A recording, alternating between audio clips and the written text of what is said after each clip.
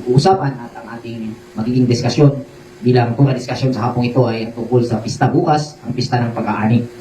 So, ang kautosang ito o ang mga lagda na ito ay naisulat ni Propeta Moises sa Leviticus 23 verse 15 kung saan sinabi dito, mula sa kinabukasan ng araw ng pamamahinga, araw ng pagdadala ninyo ng bigkis na ani, magpapalipas kayo ng 7 linggo. Ang ika-50 araw ay tatama sa kinabukasan ng araw ng pamamahinga. Sa araw na iyon ay magdadala kayo ng handog sa pagkaing butil.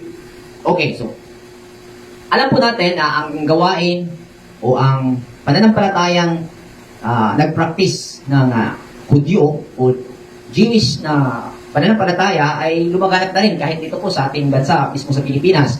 Marami ng mga Messianic na mga Pilipino. Kaya may nakikita tayo na nagdidiwag ng Feast of Harvest.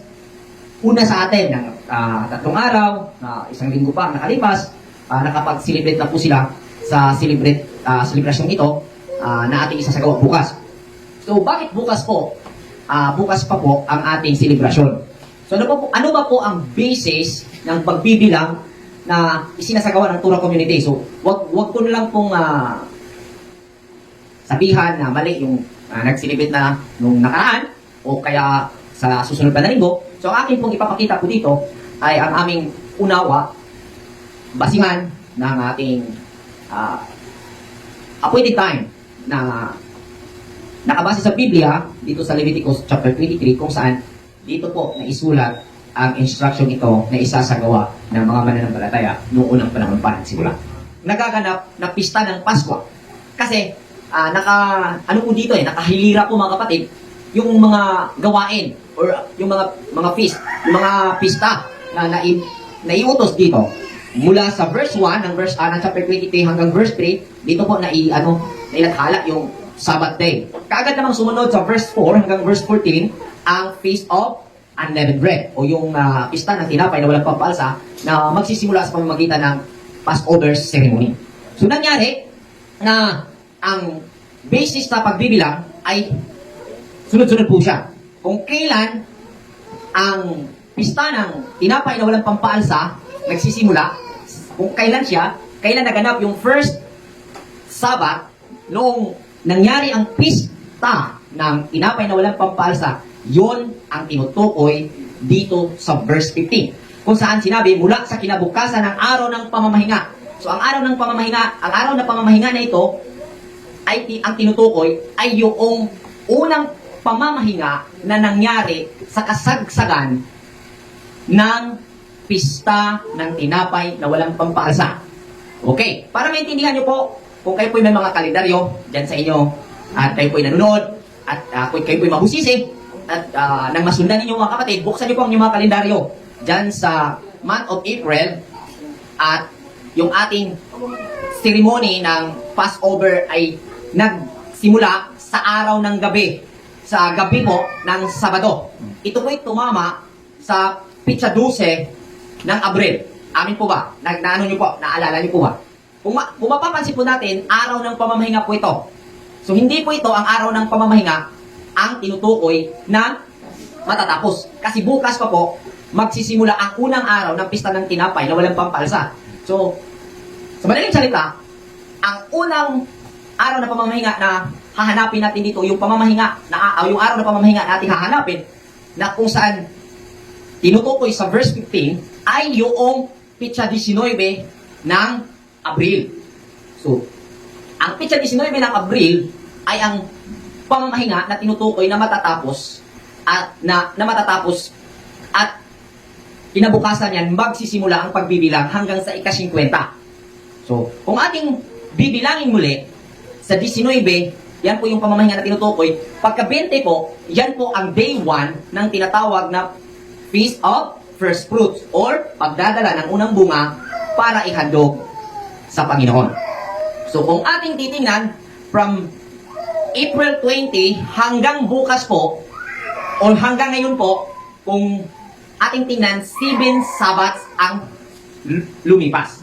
Okay? 7 Sabbath ang lumipas. Kung ating tingnan, yung Sabbath na lumipas, yung 19, yung una, Pangalawa, yung 26. Pangatlo, yung May 3. Pang-apat, yung May 10. Panglima, yung May 24. At yung pang-anim, ang May 31. At ngayon po is May 7. Ito yung huling Sabat, pang-pitong Sabat. At sinasabi nito, 5 linggo. So pag linggo ang iyong titingnan, automatic 7 Sabbats. Kasi yung Sabbath day is a 7th day. Okay? So, 7 times 7, 49. So, simula April 19 hanggang ngayon is, ngayon po ang ika-49th day kung ating bibilangin. At yung instruction, yung ika-50 days, doon po isasagawa ang Feast of Harvest. So, doon po ang mismong araw na magdiwang. So, yan po ang basic ng ating basihan kung kaya ang Tura Community ay bukas po magsasagawa ng pagdiriwang. So, nawa naging malinaw ito at sa karagdagang katanungan tungkol sa pagbibilang at ng mga plotting na ito, pwede niyo po ako i-contact o ini sa mga elder na kasama dito sa Tura Community o sino pong member na inyong pong nakikilala na kasama sa Tura Community. Kung inyo pong makita ang video na ito at gusto nyo maliwanagan tungkol sa counting na ito, ay malaya po kayo makapag-message at makapag-set ng time para mapag-usapan at na lalong maintindihan ang karagdagang detalye tungkol sa plotting ng mga pista. At sa abot ng aking makakaya, akin pong ibabahagi ang aking nalalaman sa mga nagtatanong. Okay, so ngayon naman, atin ang naipakita ang basis ng counting sa pagbibilang. Dadako na naman tayo sa essence, sa buod ng gawain o ng pananampalataya na napapaloob sa practice na ito. Dahil dito po yung importante. Kasi yung iba, mga kapatid, nakapokus lalo yung mga nag-practice nito sa pizza. Kapag hindi eksakto yung pizza, parang dinidiscriminate kanila. Parang hindi tama yung kanyang pizza.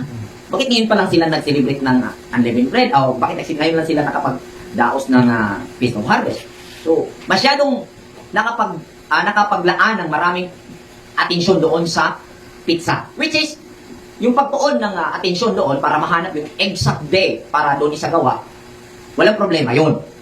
Pero, mas maigi, tumama ka doon sa pizza, tumama ka rin sa buod kung bakit isinasagawa sa pizza yun ang mga gawain yun at malaman natin ang buod ng mga practices at magkaroon ng benepisyo sa bawat nagsasagawa nito. Kasi ang pagkakaintindi ng iba mga kapatid tungkol sa gawain ito ay kapag nagawa ito, kapag naisagawa sa tamang pizza at nagkaroon ng pagtitipon at nandun ka, hindi ka nakapag-absent, ay ang akala nila nakakapagpuntos na sila sa Creator na nakatingin sa kanila na andun sa langit. Which is, hindi po ganun ang pananampalataya ng Tura Community.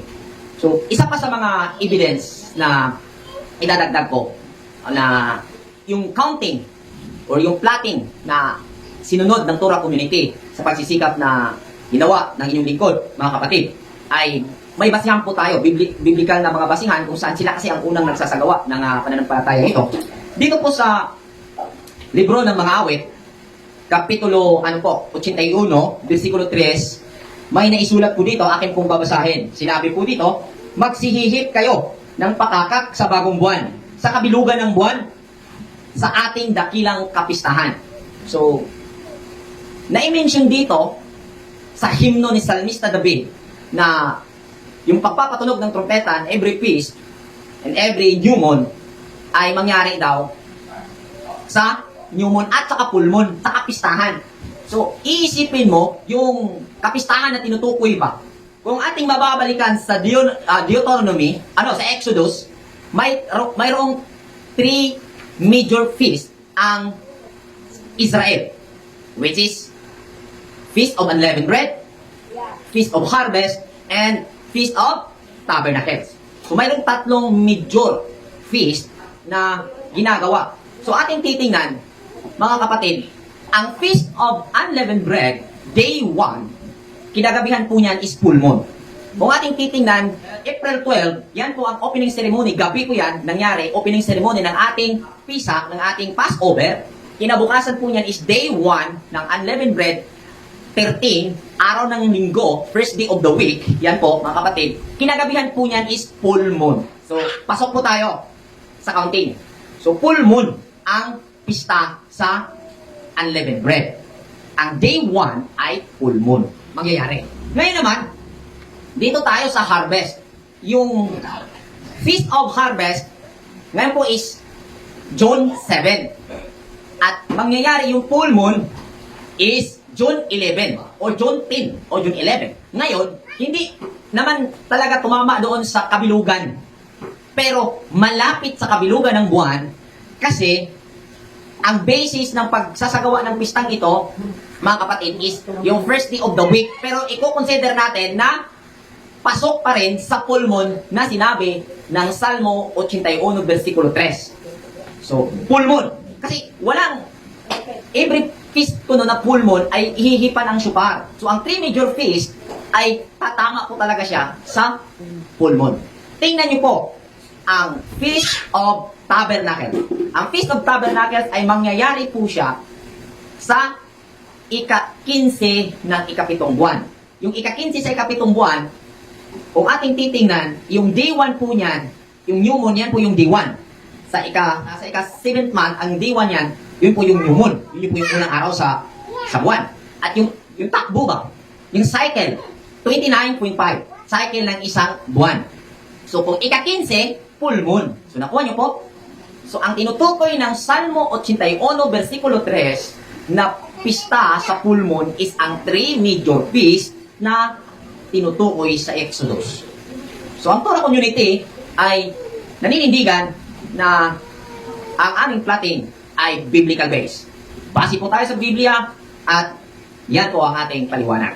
At dadako tayo dito sa essence, dito sa bukod kung bakit mangyayari sa ganitong mga araw, sa ganitong buwan, sa ganitong formation ng buwan. Ano ba ang aral na dapat matutunan dito sa gawain? So, patuloy kong babasahin ang Leviticus 23, simulan ko na dito sa 16 hanggang sa 18. Sabi dito, ang ika-50 araw ay tatama sa kinabukasan ng araw ng pamamahinga, which is ito po yung bukas. Sa araw na iyon, magdala kayo ng handog na pagkaing butil. 2 tinapay na may pampalsa, isang salop ng harina, ang bagong aning trigo, ang gagamitin dito. Ito ang handog ninyo mula sa unang ani. Yung feast, sa nakaraang full moon, sa first feast, sa taon, ay nagsisimula sa selebrasyon na gumawa ng tinapay na walang pampalsa.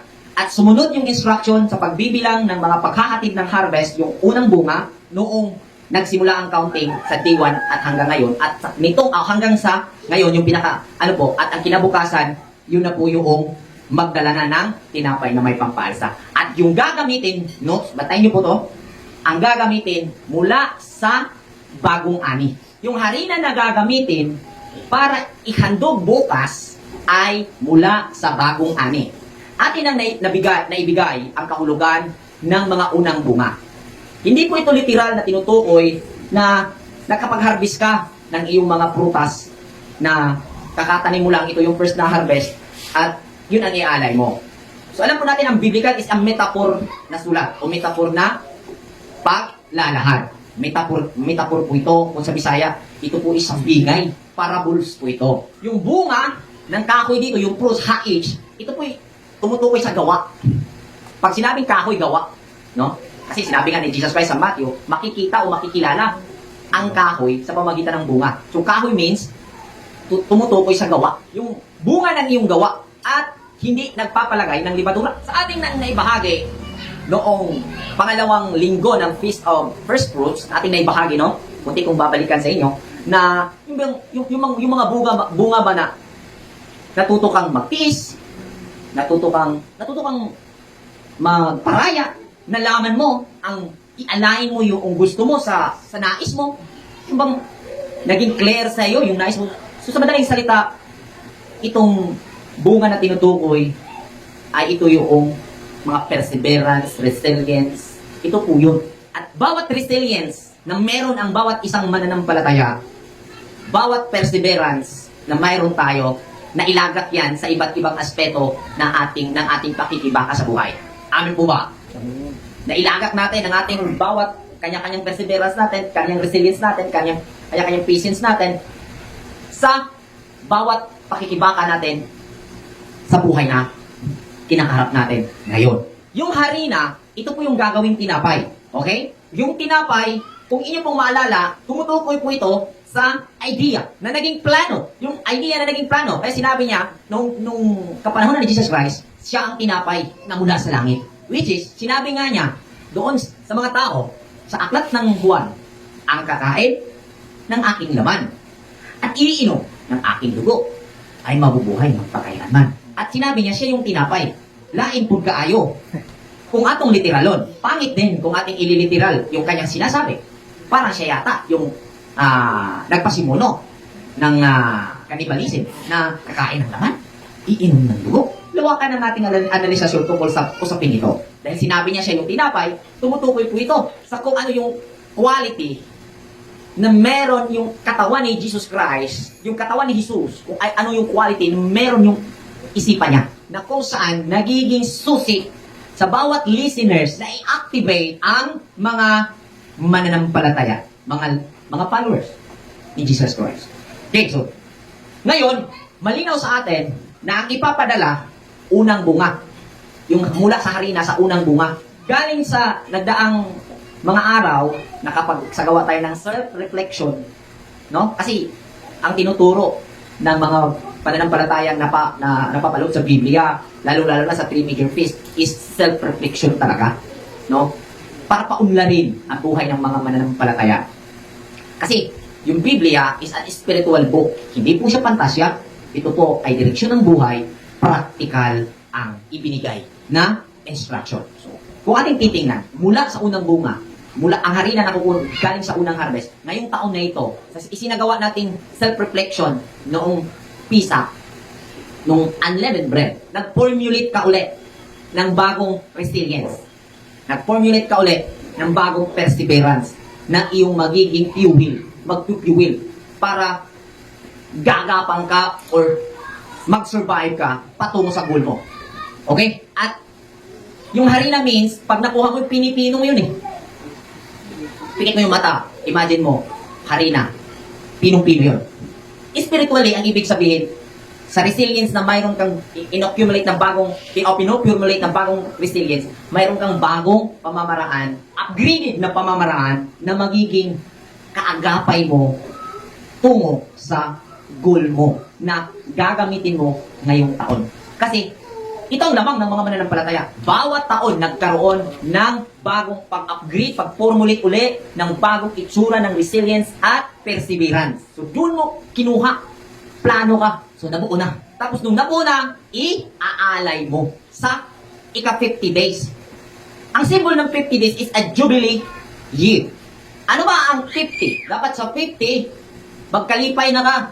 Liligaya ka na. Lahat na pagsisikap mo, bawat taon, bago ka dadako ng 50 anyos ba, kung kaabot ka 50 anyos, ay ihanda ang magiging maligayang sitwasyon mo sa taon ng ika-50 mo. Nang may patong-patong na pag-upgrade ng iyong perseverance at resilience, nang sa gayon, pagdating ng taon 50 years old ka na, ay kaligayahan at kaginhawaan ang iyong matatamasa. Kapag hindi ito isinasagawa ng tao sa 50 years old, baliktad ang mangyayari.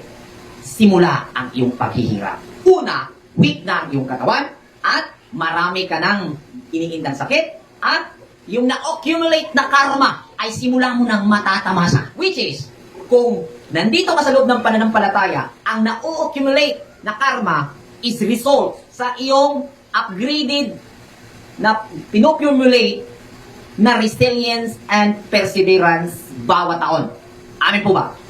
So kung resilience at perseverance sa paggawa ng mabuti toward sa ating goal, mga kapatid, may assurance ka na pag-start mo sa 50, good karma ang darating sa iyo. May sinabi, kung gusto mo, sabi nga, na ma-secure ang bukas, save tomorrow today. Kung ating ililipat sa ating buhay, individual, Kung gusto mong i-secure ang katandaang edad mo, i-save mo ang katandaan mo ngayong bata ka pa.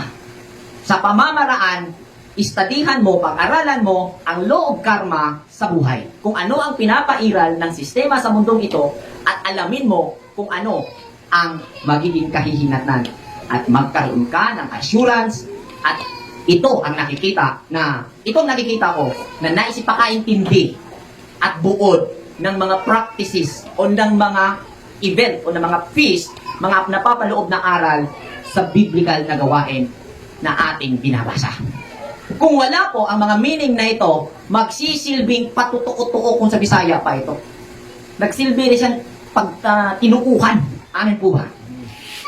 Hindi po magkaroon ng may assurance na maliwanag or walang clarity na results na magiging kahihinatnan sa gawain ito. So kung ating titingnan, mula sa bagong ani ang harina ay kukunin, mayroong hindi simple or hindi wala lang ang iyong pagdating sa Sabat, hindi. Pagdating sa Feast of wala lang dahil hindi po patsamba itong gusto yung araw kaya inilagay ni Moises sa pamamagitan ng karunungan na nasa katauhan ni Moses noon, nangusap sa kanya ang Diyos na dito ko ilalagay sa araw na ito ang Feast of Harvest. Hindi yan simpleng di butang. Mayroong mga kaganapan sa buong universo na nag-coincides doon. Kung kaya, ang mga pista ay natataon sa full moon. Kasi, sa full moon, tataas ang emosyon ng tao dyan. Kaya nga, may nakita ko sa social media, sa Facebook, sabi, kaya daw, mayroong monster, hindi ko ibig sabihin na mayroong real monster. Literally, wala po. Pero yung monster, ay darating po yan sa bawat isa sa atin. Nagtaas sa bulan, mutukar po ang taytok. Hinaan na siya yung mga gravity impact, ang movement sa moon, sa sun. Hindi nagkalaban or hindi magkasalungat ang sinsya at ang spirituality. Amen. Yung sinsya at spirituality, hindi po siya magkasalungat. Coincide. Hindi po siya magkalaban, ha? Hindi po sila against. Pero, yung spiritual practice produced by the religion, Yun na. yun ang magkalaban. Sinsya at spiritual practice produced by religion, yan po ay magkalaban. Kasi ang spiritual explanation ng religion is fantasy. Ginawa lang ng Diyos sa pamamagitan ng salita ang sanglibutan. That is a fantasy. So, yan po pagkakaiba. Kaya, lilinawin ko sa mga nanonood, ang Tura community ay hindi po katulad ng pangunawa na nasa reliyon. Ano man ang ibig sabihin ng salitang reliyon, ang tinutukoy ko po, yung nasa mga grupo na may pantasyang pangunawa tungkol sa may likha at sa paglikha. Ang Tura community ay nagsasagawa ng pangunawa at pananampalataya ng spirituality, ng hindi nagkakalaban sa sinsya. Ang pagkakaiba ng sinsya at spirituality, ang sinsya kailangan makita sa kapaniwalaan. Ang spirituality, hindi pa nakikita literally, pinaniniwalaan na nang sa gayon makita ito ng literally makikita. Ganyan po yung pagkakaiba sa process, pero parehas po ang discovery. Amen. Dito sa kapistahan na tinatakil ngayon tungkol sa Feast of Harvest, ang harina na tinutukoy na ibigay na natin at ang tinapay na ipapagawa bukas ay dalawa, which is na kung ating titingnan, dalawa, ibig sabihin, wala kasing nag-iisa lang na ano ang creator, always binary. Kasi pag hindi dalawa, hindi mo makukumpare kung alin yung tama. Ibig sabihin, mayroon kang supporting na palaging plano. Always kang may second option. At yan ang ibig sabihin na yung iaalay sa Yahawa. Bukas po, magsasagawa ng tinapay ang mga mananampalataya dito sa loob ng Tura community.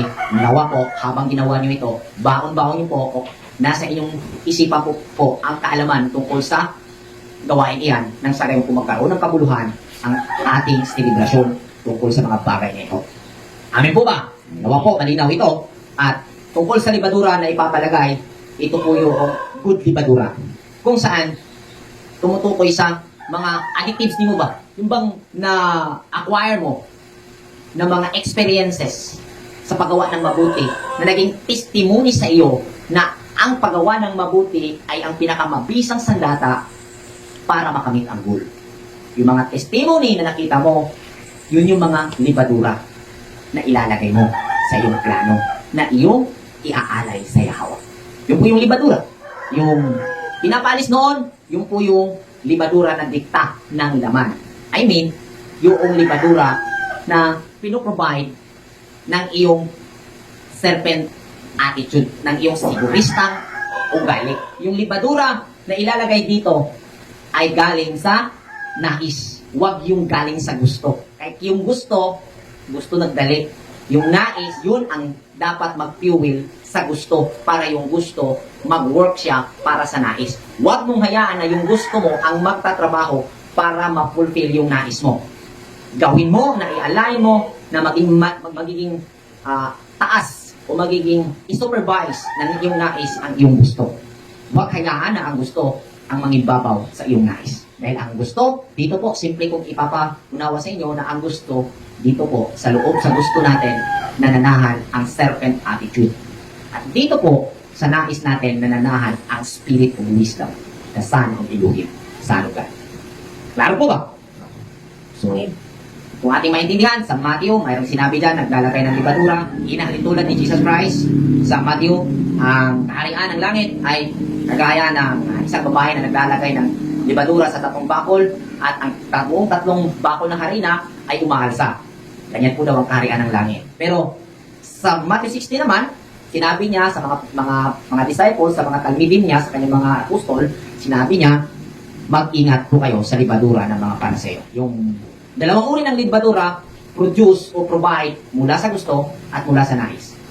At ang nais, yun yung tahanan ng spirit at yung gusto, yun po yung tahanan ng serpent attitude natin. Nawa, naging malinaw at ang bahaging ito ng ating pagbabahagi sa Sabat na ito ay naging makatulong sa ating analisasyon sa mga bagay na napapaloob sa mga pista, na mga instruction na dito sa Biblia.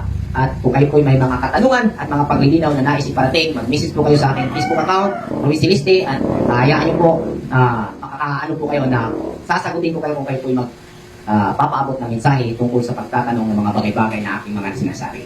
Maraming salamat.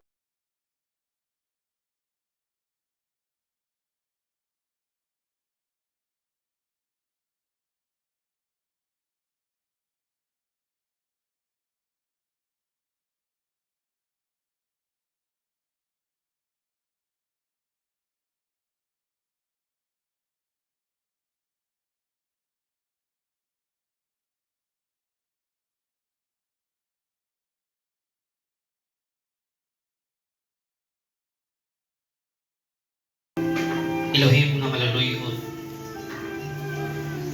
Mahan, ining mga orasa,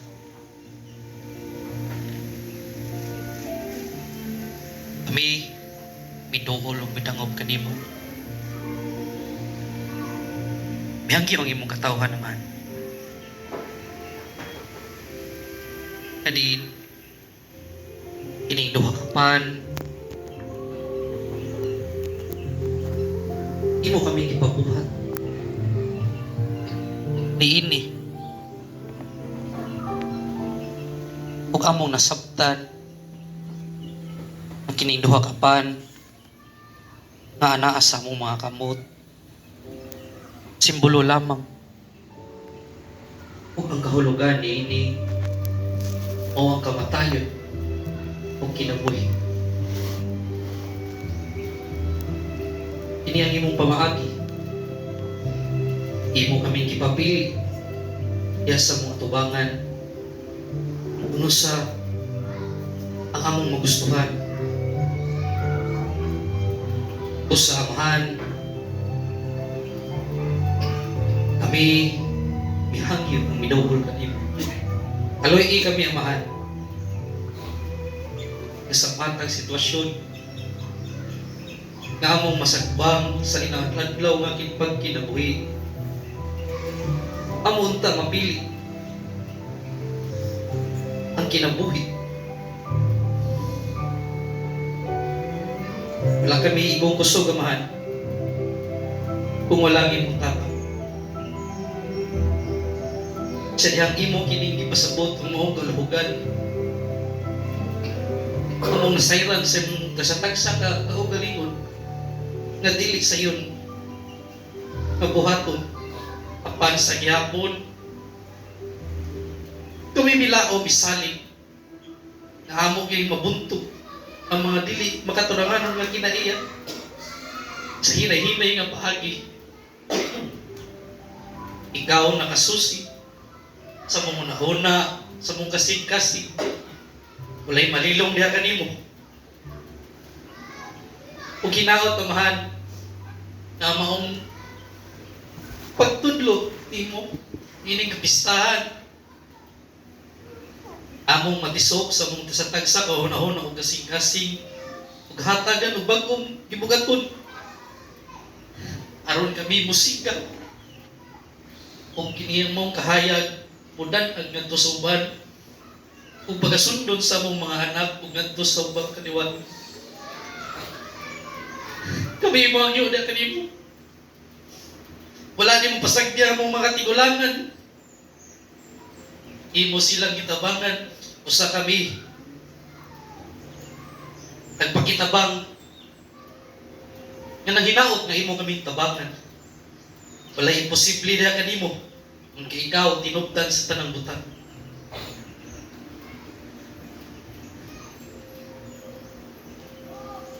Uyang kami amahan kung wala ka. Tatagi kami mapainubsanon nga kasing-kasing. Naanda mo sunod sa imong kasuguan.